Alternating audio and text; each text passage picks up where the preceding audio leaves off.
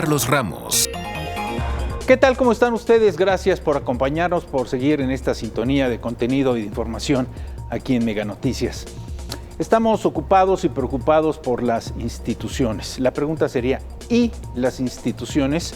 Porque valga decir que pues el Tren Maya y la iniciativa electoral, entre dos ejemplos, dos aspectos a tratar, el Tren Maya y la iniciativa electoral, pues son muestras de un ejercicio que está debilitando severamente al Estado de Derecho y a las instituciones, por supuesto.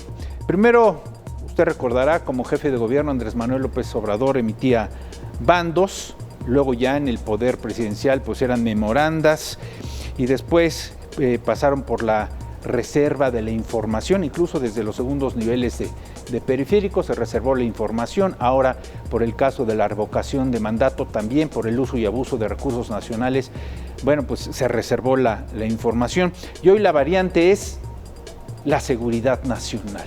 Con amparos o sin amparos, con procedimientos legales o sin estos, pues seguridad nacional y seguimos adelante. Y este es un tema para tratar a fondo. Y vamos a dividir, como usted sabe, vamos a seccionar nuestro programa en 4 variantes de debate, de plática, de discusión. El primero de ellos, el primer bloque es el Tren Maya, de proyecto a imposición. Ahí lo tiene usted en imagen, el famoso tren. Avanza a pesar de la suspensión, de los amparos. Y bueno, el presidente de la República había anotado que no se iba a talar un solo árbol. Ya sabemos lo que está pasando, se acusa de ecocidio.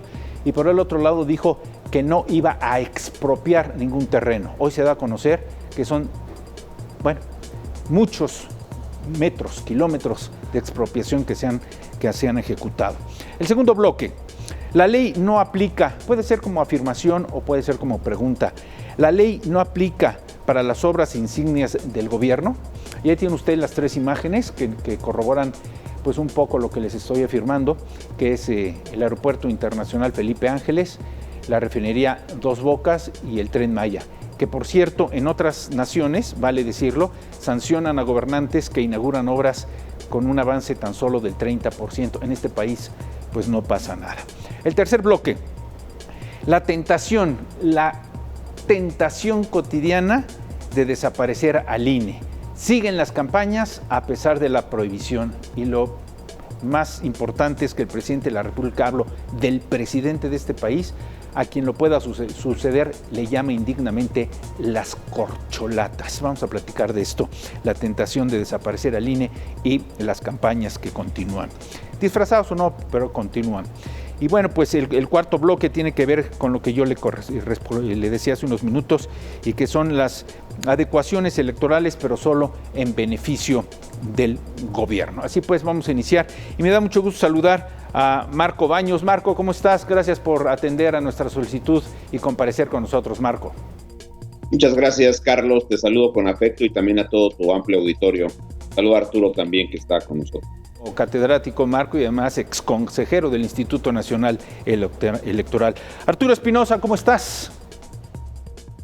Buenas tardes, Carlos. Buenas tardes, Marco. Me da mucho gusto poder estar con ustedes el día de hoy y platicar un ratito. Bueno, y especialista ni más menos que en procedimientos y derecho constitucional, Arturo Espinosa. Así es que este programa va a estar calientito y me gustaría iniciar contigo, Marco, y la pregunta que formulé al principio. El Tren Maya, por decir el Tren Maya, podría ser el Aeropuerto Felipe Ángeles o podría decir la refinería Dos Bocas. ¿Son proyectos o son imposiciones? Bueno, en mi opinión son imposiciones del presidente de la República. Concretamente en el caso del aeropuerto, sabíamos que estaba una obra iniciada por el gobierno federal anterior y que además fue detenida por el presidente actual en un momento en que ni siquiera había asumido el rol ya de presidente en funciones. Se trataba de un presidente electo que organizó una especie de consulta popular, vamos a ponerle comillas, porque en ese momento el procedimiento de la consulta popular no estaba como está ahora regulado y no se hizo un procedimiento por una autoridad con preguntas específicas claramente identificadas, no se hizo tampoco un control de los votantes, de los mecanismos de recepción de la votación. Fue una especie de consulta patito la que dejó el aeropuerto de Texcoco sin que se pudiera continuar.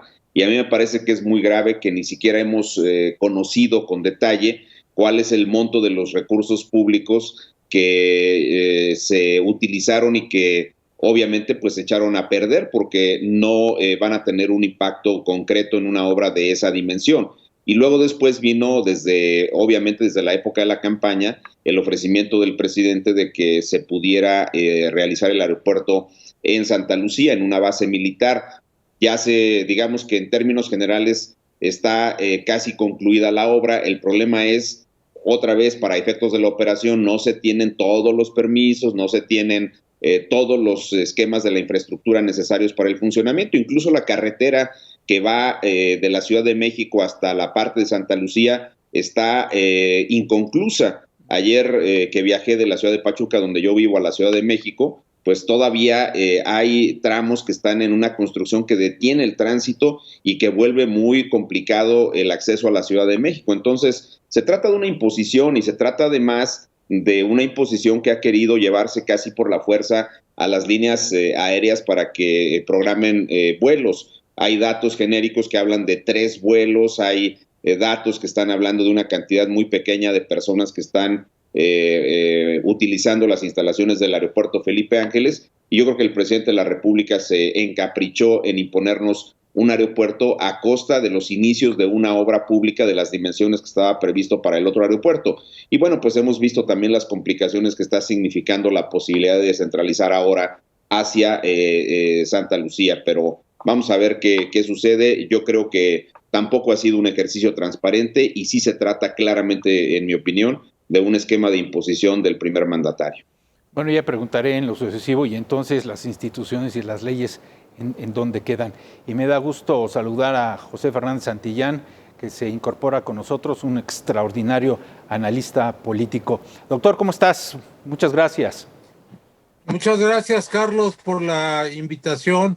Es un placer compartir este espacio contigo, con Marco, mi amigo, y con Arturo Espinosa. Un saludo al auditorio, a tus órdenes. Muchas gracias. A ver, haciendo eco un poco a lo que nos manifestaba Marco, yo he elaborado algunos pasos, Arturo, que se han seguido, por ejemplo, en el Aeropuerto Internacional Felipe Ángeles, que nos muestran claramente cuál es la tendencia hacia dónde vamos. A ver, veamos el orden. Primero, lo que decía Marco es cancelar el aeropuerto de Texcoco para combatir a la corrupción. Eso fue lo que se dijo. Hasta donde yo entiendo, en este momento no hay un solo inhabilitado o detenido precisamente por corrupción en el aeropuerto de Texcoco. Pero bueno, se canceló. Luego se anuncia el proyecto de Santa Lucía y se rediseña el espacio aéreo nacional para favorecer al Aeropuerto Internacional Felipe Ángeles. Bueno, pues ya sabemos que nos castigaron de categoría 1, somos a categoría 2, somos un país riesgo y peligroso en el espacio aéreo. Luego pues, se habló de la saturación del aeropuerto de la Ciudad de México, de Benito Juárez. Se cambió de personal y se contrató a controladores inexpertos. Se empezó un desmantelamiento del propio aeropuerto Benito Juárez. Se inauguró sin terminar el Felipe Ángeles. Se presionó a las aerolíneas a ir a Santa Lucía. Fracasó la estrategia y se empiezan a cancelar rutas y número de vuelos por incosteables. Se emitió el decretazo. Se obliga a los funcionarios del gobierno a usar el Felipe Ángeles. Con alevosía se retrasan operaciones en el aeropuerto Benito Juárez. Hemos visto imágenes en redes sociales de soldados cómo desvían las maletas para retrasarlas en su entrega alrededor de 45 minutos para que se enfade la gente y diga que es inoperante el aeropuerto Benito Juárez. Y bueno, pues ahora se habla de un bache que pues le va a costar a la operación del aeropuerto por lo menos de aquí a diciembre, y la última puntada es que al parecer se tiene que desmantelar la Terminal 2 por cuestiones de estructura y mantenimiento. Digo, más claro no puede ser el hecho de que a fuerzas, como sea, tiene que funcionar el aeropuerto Felipe Ángeles. ¿O me equivoco, Arturo? No, a ver, yo creo que estamos ante una administración, un gobierno en la que el proyecto es la cuarta transformación, como el propio presidente lo denominó, es más importante que el bien común y que el Estado de Derecho. ¿A qué es a lo que me refiero? El presidente tiene una visión de país, él señala constantemente que hay que terminar con todo lo anterior, que todo todo lo anterior viene del conservadurismo, que todo lo anterior fue lo que llevó a este país a la situación que está, y que él va a sentar las bases de un nuevo Estado mexicano, una nueva era en nuestro país.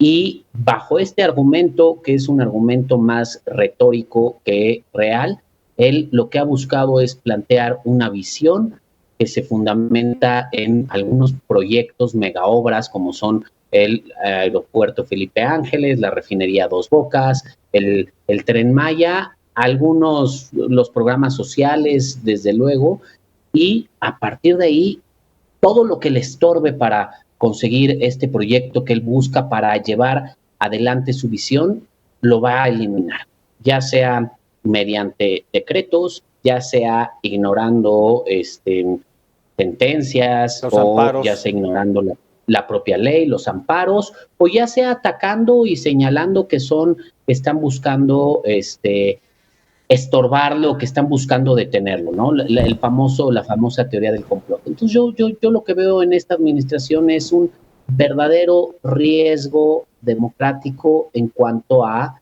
la erosión del Estado de Derecho, de la ley y de las instituciones, con tal de cumplir lo que es su visión de país, lo que es su proyecto de nación. Y no importa si ese proyecto nos beneficia o no nos beneficia, nos va a llevar a estar en una mejor posición como país, como economía, socialmente.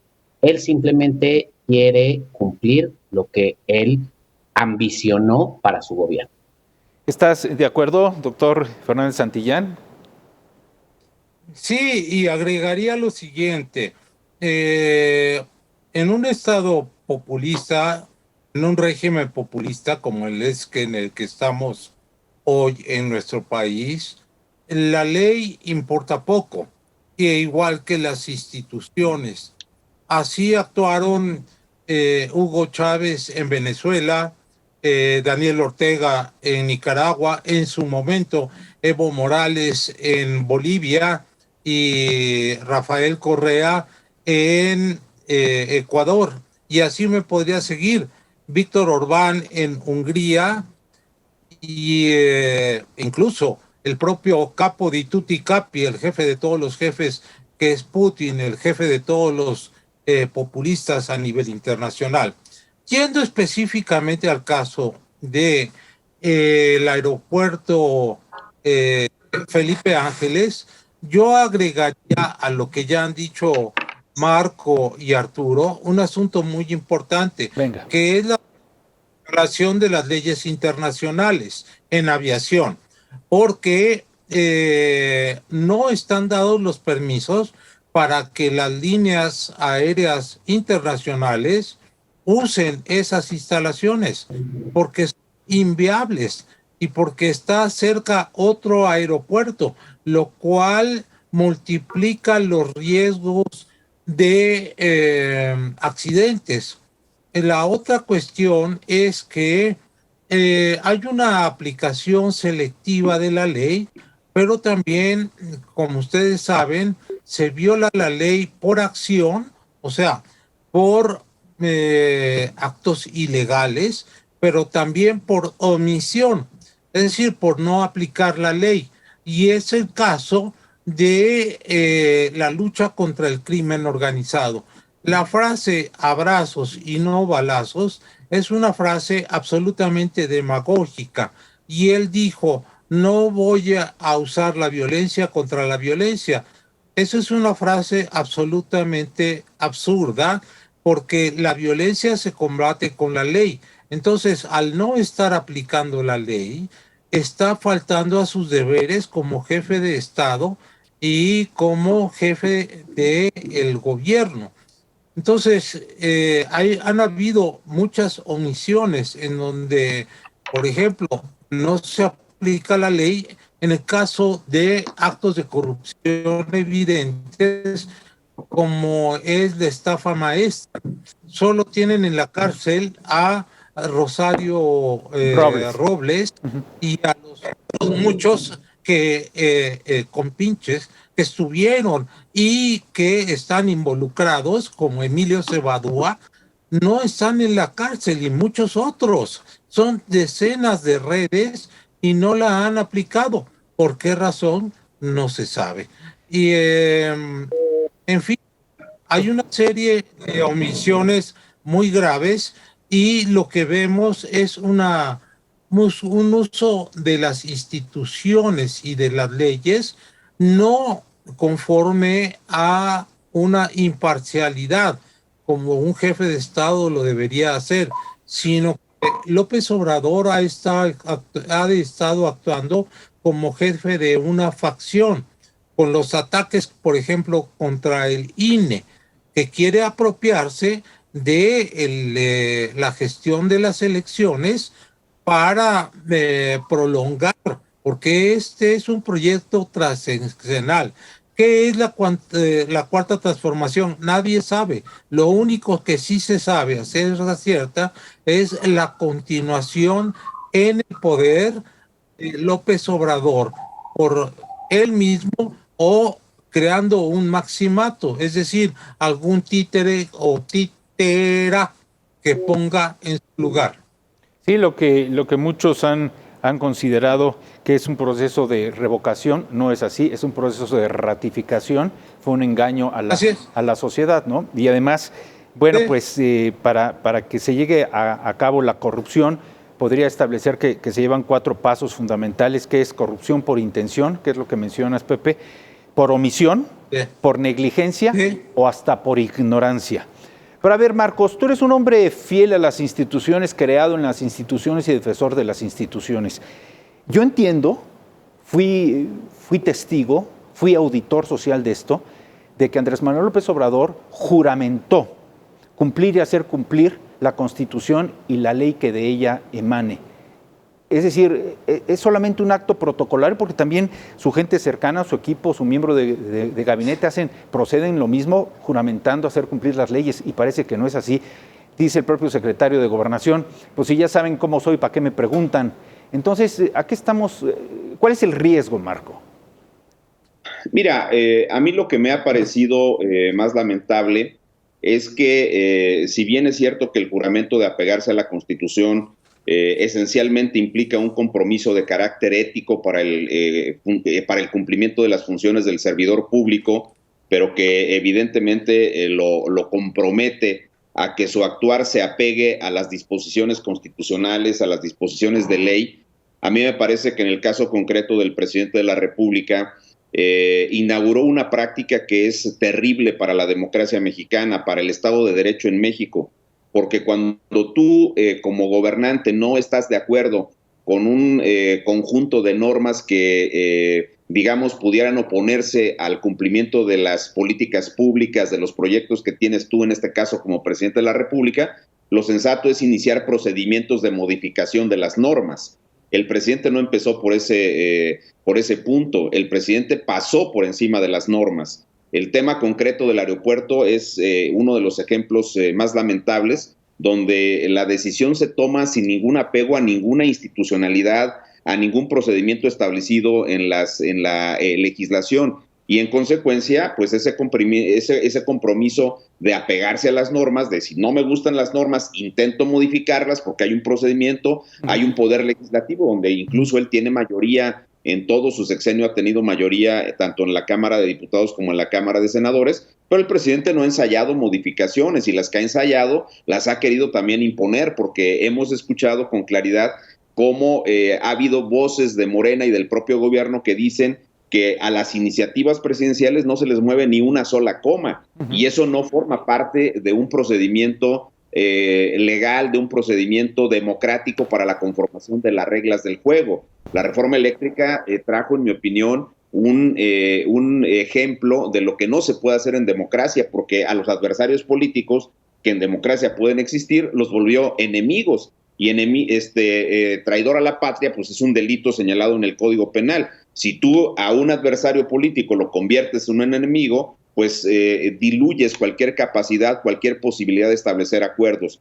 Y el presidente ha venido imponiendo su capricho, ha impuesto su agenda, ha establecido el timing que se tiene que seguir en la discusión de los temas, pero fundamentalmente se ha caracterizado por emitir o decretos o disposiciones que pasan por encima de la institucionalidad y de los procedimientos establecidos para poder tomar decisiones de política pública, como está pasando ahora con las dos suspensiones definitivas, una de mayo y esta reciente que han emitido los jueces en el caso concreto de Yucatán sobre esos 1.500 kilómetros del famoso Tren Maya. Pero a mí me parece que la pregunta concreta es, lamentablemente, el caso de rendir la protesta de ley de apegarse a la Constitución y a las propias leyes es una protesta que, insisto, debiendo implicar el mayor compromiso ético del servidor público, en el caso concreto del presidente de la República, no se ha materializado, no se ha expresado de una manera clara que nosotros podamos decir, bueno, el presidente ha intentado modificar procedimientos, se ha ajustado a las normas, se ha sujetado a disposiciones judiciales, nada de eso ha ocurrido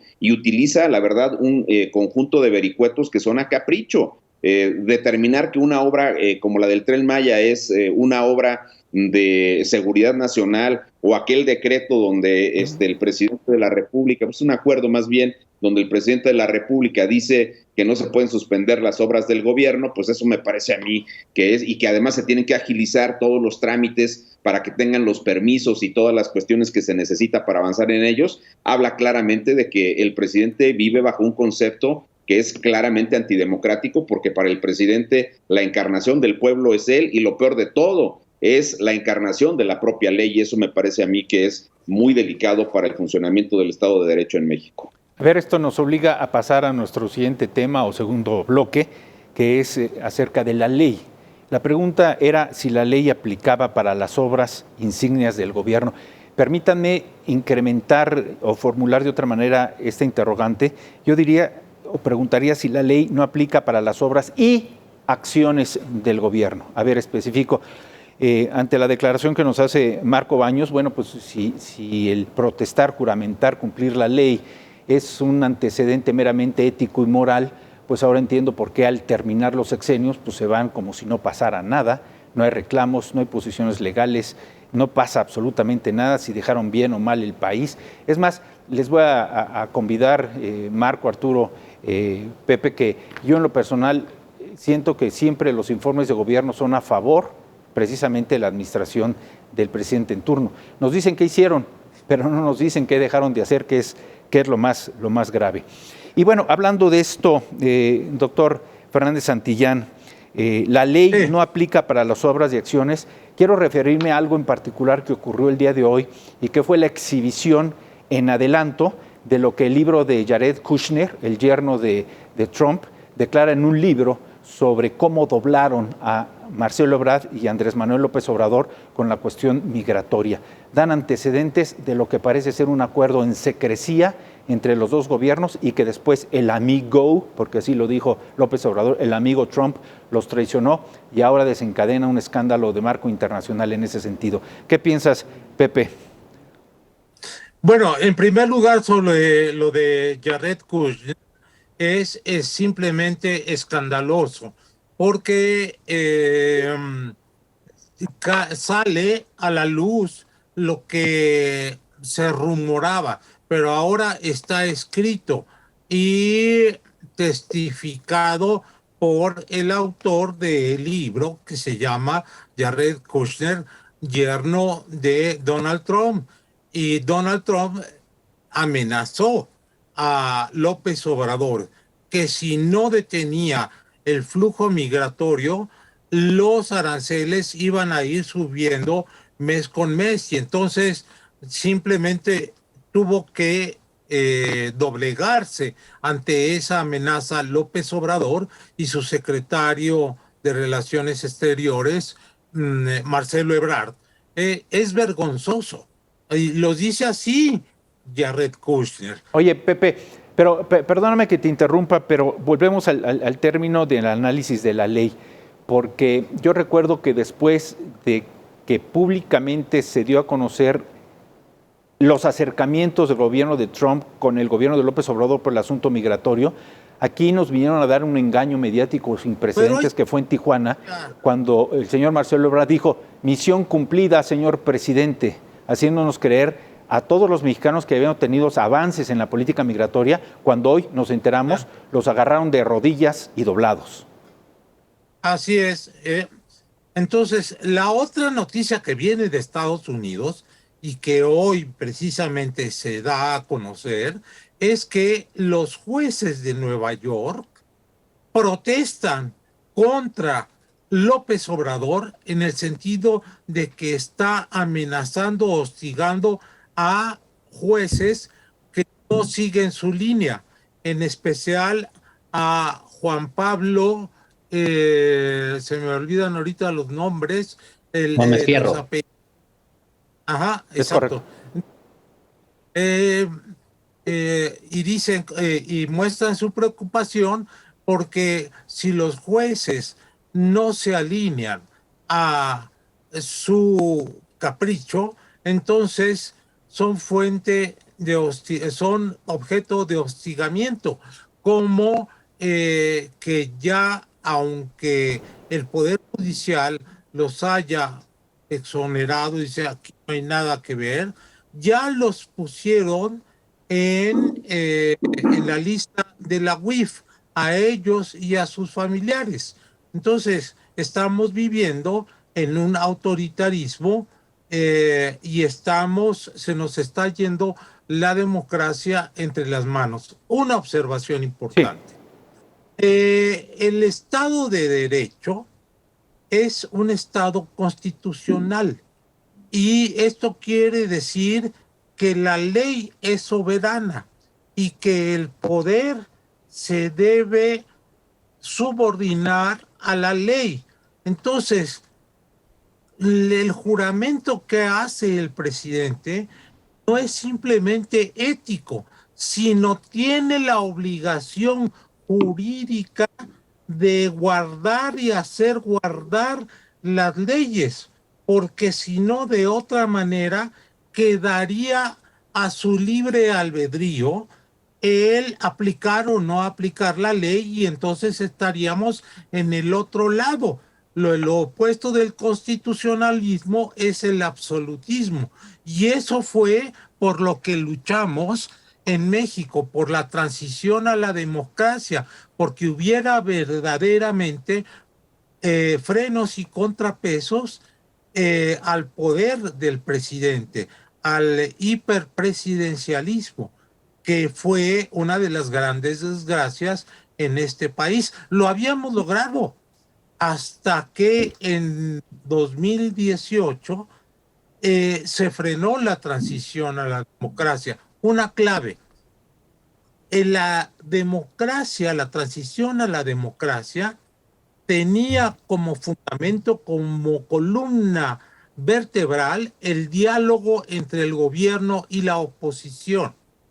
Mientras que en todos este tiempo que lleva López Obrador en el poder, no ha dialogado con la oposición y en cambio ha polarizado al país y ha hecho literalmente lo que su regalada gana se le da.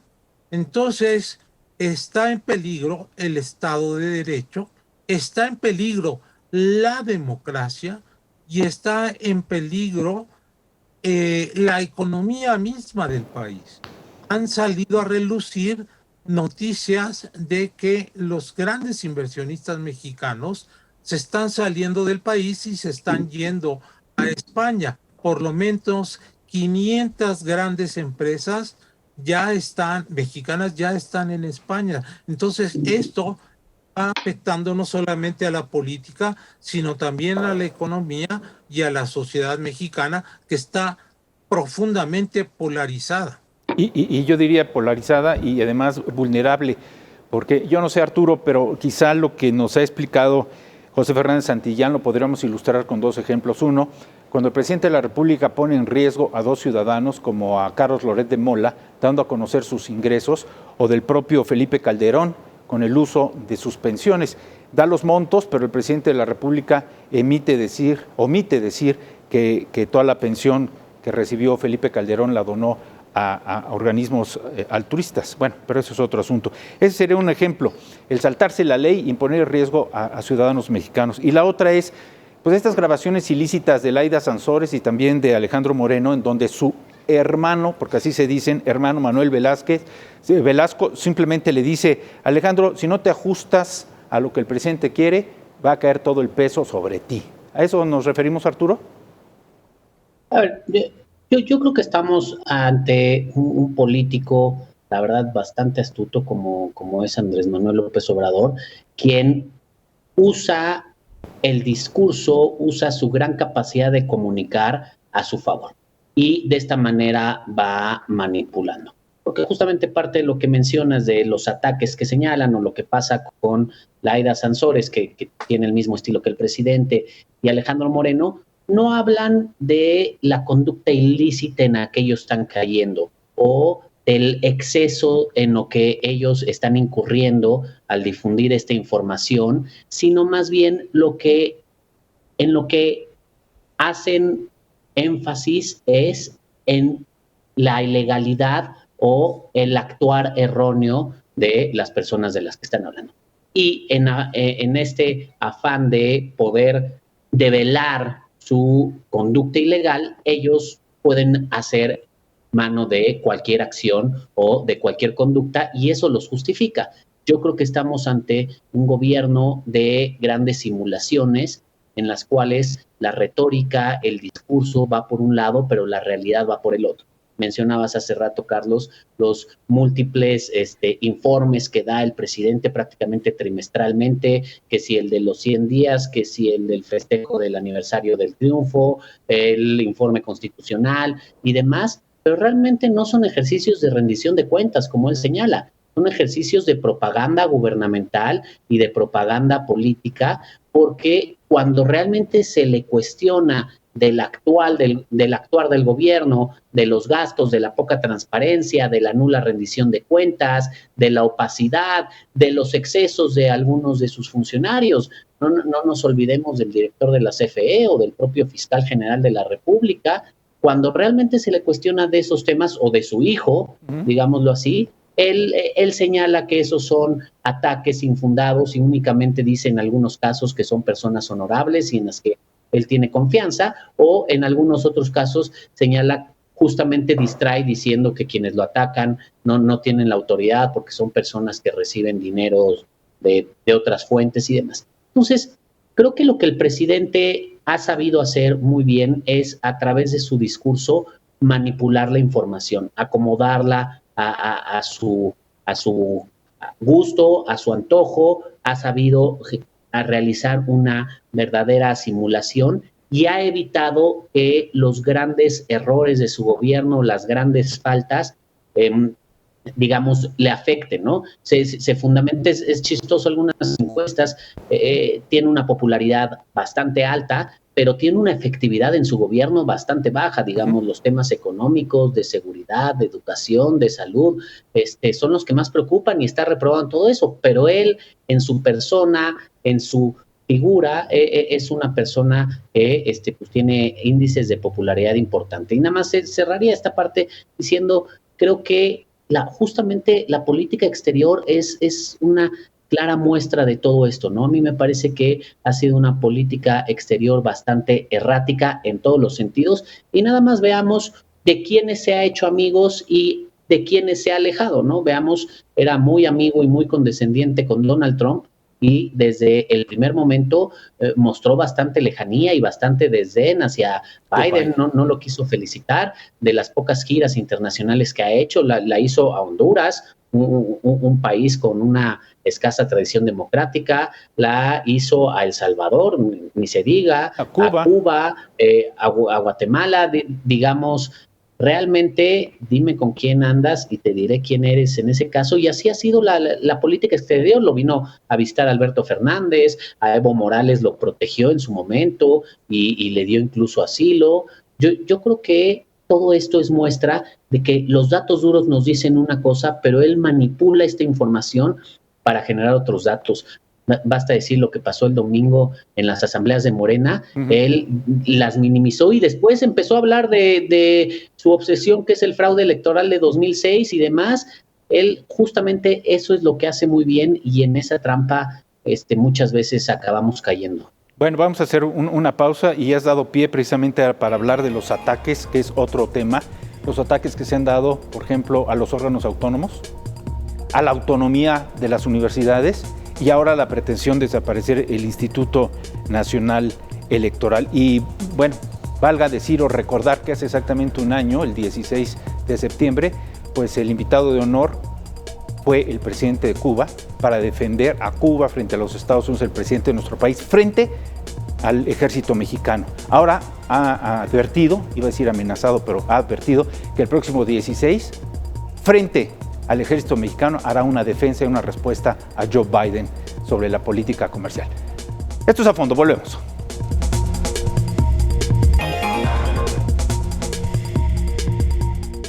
Bien, pues regresamos, y viene una parte sumamente interesante que tiene que ver con todos nosotros, con nuestra democracia y con nuestra estabilidad y paz social, que es el Instituto Nacional Electoral. Qué mejor, Marco, que nos anticipes tu pronóstico sobre estos ataques que se dan al INE, la intención de desaparecerlo. Y bueno, déjame decir algo, lo digo con responsabilidad personal, pero lo único que nos demostró Morena este fin de semana es la necesidad de revalorar y defender al INE. Mira, coincido plenamente con lo que tú mencionas. Lo que ocurrió el fin de semana en el proceso de elección de Morena, pues ha sido un ejemplo de la división que han generado a nivel nacional y que obviamente se replica en el ámbito interno. No hay un procedimiento claro para la elección de los dirigentes de Morena, en este caso los integrantes de sus consejos, en fin. Pero a mí me da la impresión de que los ataques sistemáticos que el presidente de la República ha tenido en contra de las autoridades electorales, en general con los órganos autónomos, pero señaladamente con el Instituto Nacional Electoral, y en algunos tramos lo ha hecho con el INAI, también lo hizo con la CONAPRED por el tema aquel de Chumel Torres, que todo el mundo recordará. Pero en el caso del INE ha sido muy lamentable, porque es una institución que en más o menos unos 31 años de historia, pues ha venido generando un esquema de condiciones de equidad para la contienda electoral, y es una institución que se ha caracterizado porque presenta los resultados con transparencia y además con apego estricto a la voluntad popular. Ya una vez que el voto está depositado en la urna, es absolutamente imposible que se pueda tergiversar la voluntad del ciudadano. Pero el presidente tiene especial rencor por la elección del 2006 y utiliza el pretexto de la elección del 2006, ahora recientemente con el tema de la elección del domingo, la elección interna de Morena, donde hubo de todo, y él mismo reconoció que hay acarreos, que hay prácticas fraudulentas que no deberían de ocurrir en esa elección interna. Entonces el presidente se va en contra del INE y dice que los mapaches, que son ejemplo de mapaches los consejeros electorales, y esa parte es un distractor que usa el presidente, como ha usado muchas otras. Por ejemplo, cuando vino aquel desaseado manejo de la pandemia, donde López-Gatell era el símbolo del quédate en casa y aparece en diciembre con la novia en una playa. Digo, tiene derecho a ir de vacaciones, pero estábamos en la parte más complicada de la pandemia, y entonces el funcionario que encabezaba la política de quédate en casa, pues apareció fuera de casa y sin el cubrebocas, como nunca lo utilizaron. Entonces el presidente sale a justificarlo, y entonces ve que no tiene ningún eco en las dos mañaneras donde intentó defender a López-Gatell, y luego se fue a decir que iba a presentar una iniciativa para desaparecer al INAI. Aquí nos hace exactamente lo mismo. Sabe que hay una problemática interna demasiado dura. Yo creo que las declaraciones de Monreal son muy claras para decir que los efectos pueden ser mucho más grandes de lo que se vieron el simple domingo, de que viene prácticamente un cataclismo. No lo dice así Monreal, pero nos da a entender que hay muchas cosas en Morena que se van a desatar a propósito de las candidaturas del EDOMEX de Coahuila, y luego la importante, la que tiene que ver con la elección presidencial. Entonces, yo diría, Morena tiene muchas complicaciones internas que hablan de que no es un partido en rigor, es un movimiento que tiene demasiadas vericuetos y que no se ha logrado consolidar, y que se refleja en estas actitudes que se vieron ahí. ¿A dónde va a llegar esto? Me da la impresión de que por el momento, hasta que se haga el proceso de renovación de los consejeros electorales, el INE con muchos problemas ha logrado sortear estos ataques sistemáticos que nunca habíamos visto del titular del Poder Ejecutivo en contra de la autoridad electoral, en contra del árbitro electoral. Ha salido bien librado, los niveles de digamos, aceptación que tiene el INE son bastante altos, pero ha lastimado el presidente de la República en otra perspectiva a los órganos electorales, le ha quitado presupuesto, lo ha obligado a ir con el tema de la revocatoria y obviamente lo ha culpado de la baja participación que se tuvo ahí. Como no ha sido posible avanzar con el tema de las reformas constitucionales y como se ve difícil que lo logren hacer, pues entonces el presidente está ensayando el plan B, y lo vimos concretamente con el caso de las modificaciones a la ley electoral de la Ciudad de México, donde se disminuyeron áreas técnicas de la propia institución local. Yo creo que esa va a ser la dinámica que van a seguir. Van a ir paulatinamente disminuyendo si no logran hacer acuerdos como pareciera ser después de la reforma eléctrica. Se ve muy difícil, y después de estos temas con Alito Moreno, pues se ve muy complicado que se puedan construir acuerdos para hacer modificaciones en el ámbito constitucional con las 2/3 partes. Entonces vamos a ver una andanada donde el presidente apuesta sus últimas cartas para controlar el Consejo General en el proceso que viene en abril. Vamos a ver qué hace, si deciden o no emitir la convocatoria, es el primer punto, y luego en segundo lugar cómo van a integrar el órgano técnico que se va a encargar de desahogar el procedimiento, porque yo veo que para ese momento no habrá una reforma constitucional en materia electoral que permita que el INE sea una institución distinta como lo ha planteado el propio presidente, pero va a ser una institución que se va a volver el centro de la discusión de nueva cuenta, simple y llanamente porque es el árbitro y al presidente no le gusta que le saquen tarjetas amarillas ni a él ni a sus... Oye, y vamos a ver el peso específico y el valor que en este caso, pongo nombre y apellido, tiene Ricardo Monreal para estudiar el caso de Jared Kushner en materia internacional, pero también cómo se desenvuelve el ataque al Instituto Nacional Electoral. Vamos a ver hasta dónde llega y de qué es capaz Ricardo Monreal. No va a ser que acabe denostado como Porfirio Muñoz Ledo. Fíjate, Arturo, que escuchando en una ponencia ante el cuerpo de abogados del país de Lorenzo Córdoba, dijo cosas muy interesantes sobre el INE. Dijo que en esta última, la elección intermedia, el INE se enfrentó a 4 procesos inéditos y lo salvó bastante bien. 1, se enfrentó a la pandemia y ninguna casilla sirvió como foco de contagio para los ciudadanos. 2, los ataques persistentes del gobierno. 3, el crimen organizado. Y 4, el costo muy reducido al presupuesto. Bajo estas condiciones, aún así, el INE demostró su calidad y su valor. ¿A qué estamos sujetos, Arturo? Tú que eres especialista en derecho electoral. ¿Asambleas callejeras, levantadedos para saber qué queremos o no qué queremos? A ver, yo creo que empezaría por decir que en México se hacen las elecciones y se hacen muy bien. La verdad es que las elecciones mexicanas son de muy alta calidad y, desde luego, lo que menciona el consejero presidente Lorenzo Córdoba es muy importante. Marco Baños ya fue consejero y también es testigo de esto, pero además es algo de lo que se ha dado cuenta a nivel internacional. El INE es un ejemplo a nivel internacional. Las misiones de observación electoral que han venido a México lo han reconocido. En otros países del mundo el INE es muy reconocido. La credencial del elector, Arturo. Exactamente. Entonces yo creo que en eso estamos muy avanzados. A mí lo que me preocupa es justamente que estas elecciones de Morena a mí me recordaron, y Marco se va a acordar muy bien, a las del PRD de hace unos años, ¿no? El PRD tuvo varios procesos internos bastante complejos, varios seguidos, elecciones que acaban en tribunales, que se anularon, que se recontaron, elecciones que organizó el INE y que también fueron bastante complicadas del PRD, y a mí lo que me preocupa es que lo que se busque sea esto, que la calidad de las elecciones en México sea de ese tipo de niveles. Ya lo vimos en la consulta popular, ya lo vimos en la revocación de mandato, Ya lo vimos en las propias consultas que organizó el gobierno para la cancelación del nuevo aeropuerto internacional de la Ciudad de México, en otros, ahora en los ejercicios internos de Morena. Bueno, hay que decirlo, la mayoría de las candidaturas a la gubernatura, los procesos de selección de Morena han acabado en tribunales y ha habido importantes acusaciones de irregularidades. A mí lo que me preocupa es que la apuesta sea eso, porque haya elecciones de muy baja calidad y por poder tener un control absoluto de la autoridad electoral, que yo creo que es lo que busca el presidente. El presidente, recordémoslo, no es un buen perdedor de elecciones.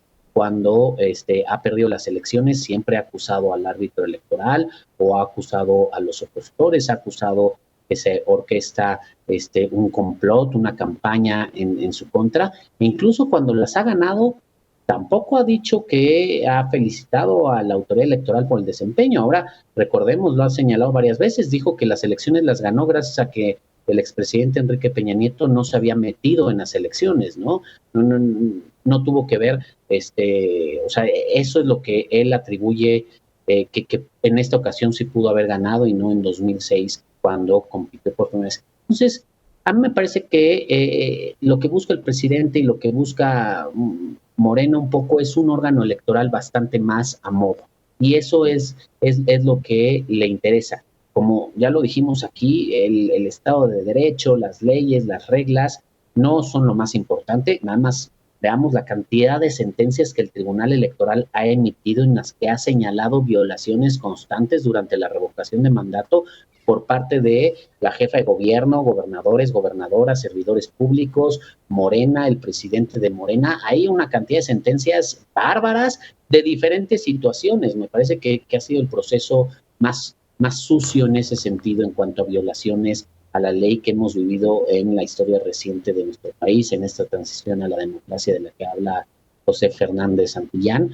Y yo creo que lo que ellos buscan, porque se sienten mejor en ese ámbito, es esto, es elecciones con una calidad muy baja en la cual puedan hacer estas malas prácticas que hemos visto recientemente en varios procesos en los que, digamos, prácticamente han competido ellos mismos, porque creo que en la consulta popular, como en la revocación de mandato, fue Morena contra Morena, ¿no? Digamos, realmente no es que tuvieran oposición. Ya pudimos apreciar el vergonzoso y ridículo espectáculo mediático que intentaron hacer en Toluca, presentando a sus corcholatas, violando todas las normas, reglamentos y protocolos en materia electoral. Vamos cerrando con tu apreciación, doctor Fernández Santillán. Sí, bueno, la cuestión es que están violando flagrantemente la ley electoral porque están haciendo campañas anticipadas y ya le sacaron la tarjeta amarilla y hasta la tarjeta roja, pero les sigue valiendo un cacahuate. Ahí están, lo que están mostrando en pantalla.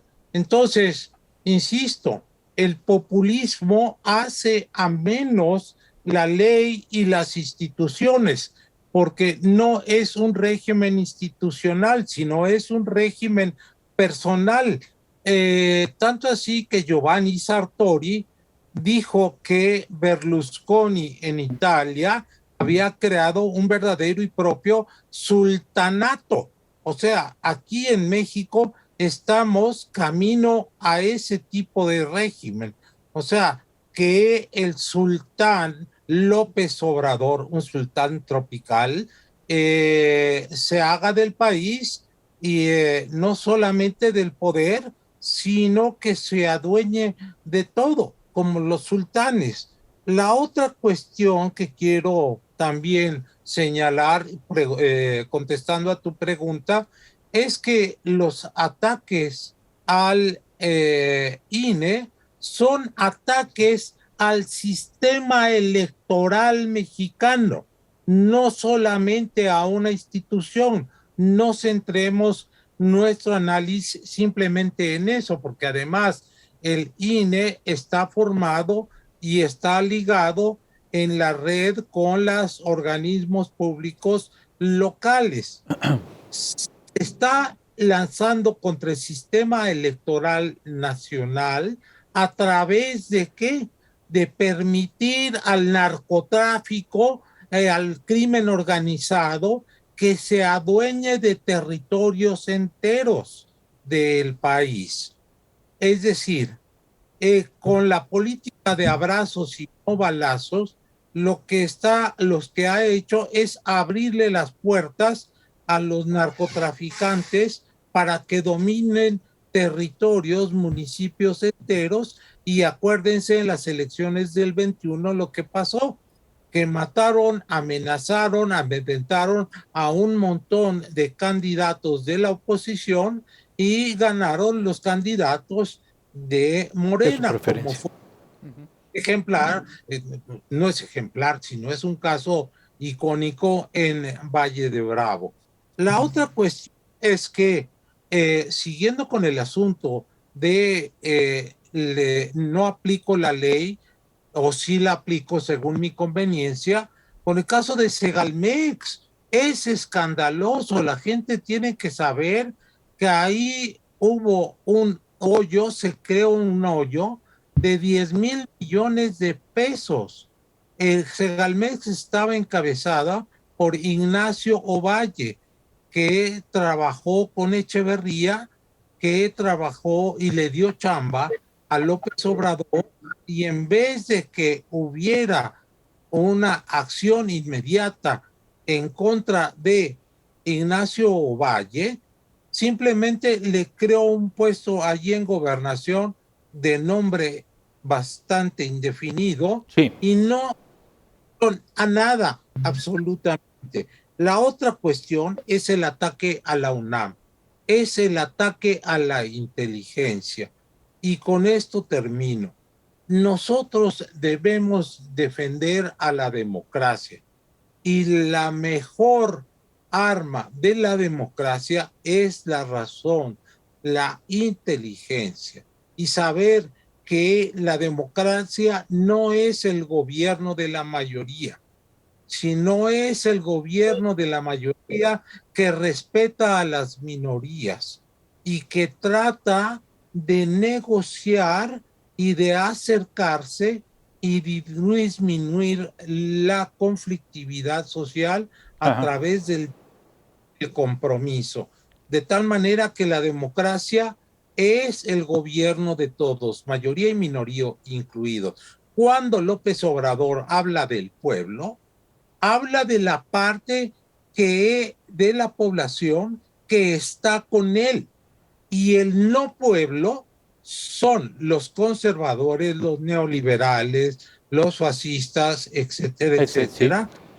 Están con él. Oye, punto. Y parte de la arrogancia que vemos en las autoridades fue lo que ocurrió hace unos momentos cuando el secretario de Gobernación, Adán Augusto López Hernández, salió de su oficina para dialogar con un grupo de representantes de mujeres en colectivo.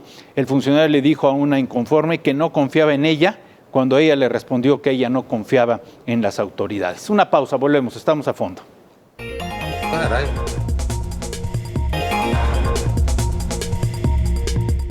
Bueno, no quiero concluir el programa sin agradecer y despedir a Marco Baños por su gentileza y su participación. Marco, muchas gracias.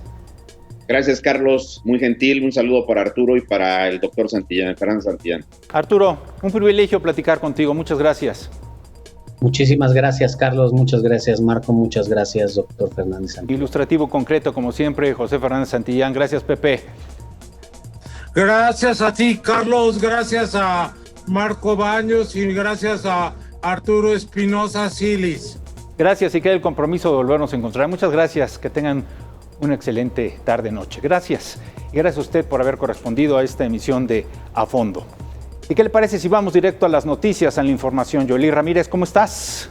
¿Qué tal? Es un gusto saludarte, como siempre, un placer para mí compartir esta mesa de trabajo. En minutos vamos a tener la tensión internacional en este momento entre Estados Unidos y China por la visita de Nancy Pelosi en Taiwán, que está a unas horas de comenzar su agenda diplomática en ese país. Y también vamos a platicar sobre si hay debilidad en el Estado de Derecho una vez que el presidente López Obrador ha emitido este decreto para que avance el Tren Maya y ha comenzado con las expropiaciones, si hay motivo para encender los focos rojos. Oye, la tensión internacional crece a punto de que algunos consideran entraremos economía de guerra.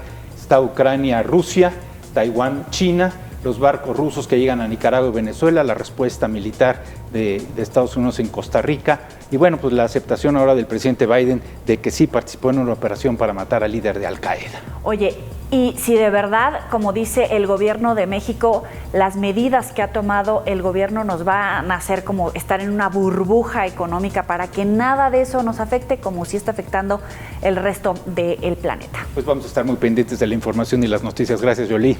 Gracias a ti, un gusto. Vamos a hacer una muy breve pausa. Volvemos.